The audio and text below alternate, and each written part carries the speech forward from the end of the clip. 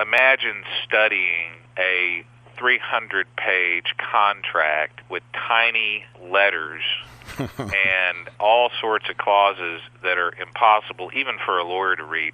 I mean, you want to talk about putting you to sleep pretty early. Yeah. Then contrast that with being able to represent, like I've been fortunate to represent, guys that work on ships in the Pacific Ocean or oil rigs in the North Sea or boats in the Gulf of Mexico or people that have been kidnapped by pirates.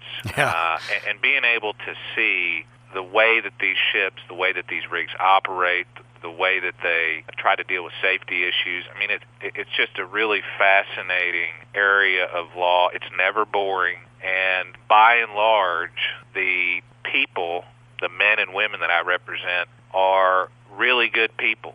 They're hard workers. Most of them probably don't have advanced degrees, but they work hard and they make good money.